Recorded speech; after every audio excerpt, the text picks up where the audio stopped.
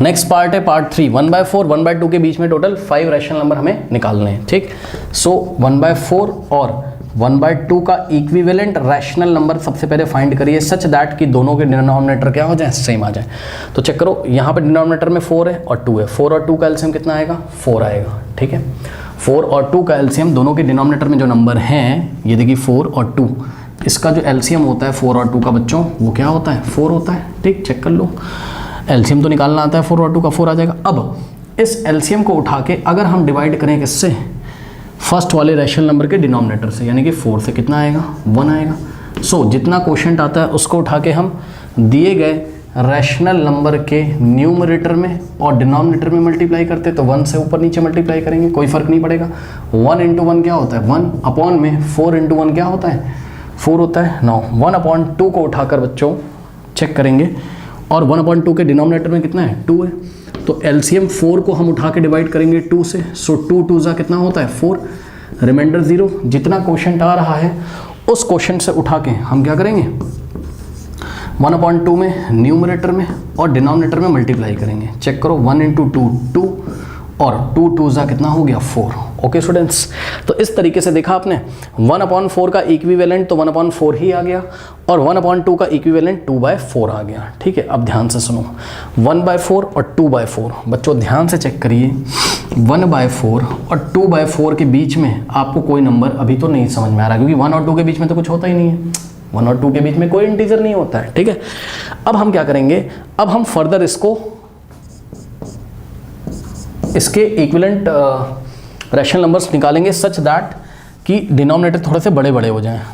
तो उन्होंने कितने मांगे थे आपसे, 5 रैशनल नंबर, तो 5 में 1 या 2 ऐड कर दो, टोटल 7 कर दो, चलो यार 10 से कर दो। ठीक है, तो हमने क्या किया, 10 से ऊपर 10 से नीचे मल्टीप्लाई कर दिया। मतलब जितना दिया होता है ना यहाँ पे, जितने रैशनल नंबर निकालने होते हैं उससे ज़्यादा बड़े नंबर से ही हम इसके डिनोमिनेटर और न्यूमरेटर मल्टीप्लाई करते हैं। 10 से कर लो, 7 से कर लो, 8 से कर लो, 9 से कर लो, 12 से कर लो, तो जनरली हम लोग 10 से करते हैं। तो ध्यान से चेक करो, 1/4 में न्यूमरेटर में 10 से मल्टीप्लाई किया, डिनोमिनेटर में 10 से मल्टीप्लाई किया। ठीक, 1 इंटू 10 10 अपॉन 4 10 जा 40। ओके, कोई पूछेगा क्यों किया, कह देना 0 से 0 कटेगा, वापस क्या आ जाएगा, 1/4। तो 1/4 का इक्विवेलेंट क्या हो गया, 10/40। ऐसे भी हम इसको लिख सकते हैं। नाउ यहाँ पे 2/4 है, जिस भी इंटीजर से ऊपर नीचे मल्टीप्लाई किया था ऊपर वाले रैशनल नंबर में, उसी से नीचे वाले रैशनल नंबर में भी करोगे। यानी कि 2/4 में हमने क्या किया, 10 से न्यूमरेटर में और 10 से डिनोमिनेटर में मल्टीप्लाई किया। नाउ ध्यान दो, 2 इंटू 10 20 अपॉन 4 इंटू 10 कितना हो गया, 40 हो गया।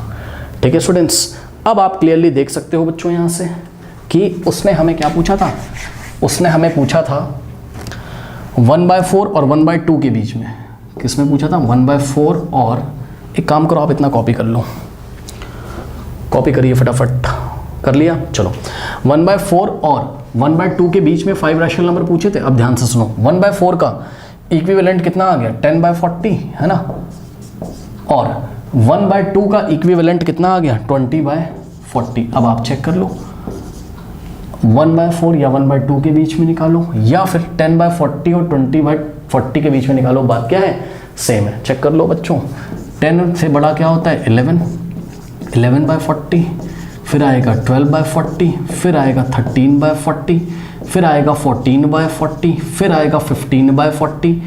ठीक, फिर आएगा आपके पास 16/40, फिर आएगा आपके पास 17/40 एंड सो ऑन टू। जगह नहीं है हमारे पास, यहाँ पे देखिए 18/40 है ना, फिर आएगा 19/40 और लास्ट में क्या आएगा, 20/40। थोड़ा छोटा हो गया, आई एम वेरी सॉरी, दिख रहा होगा आई थिंक।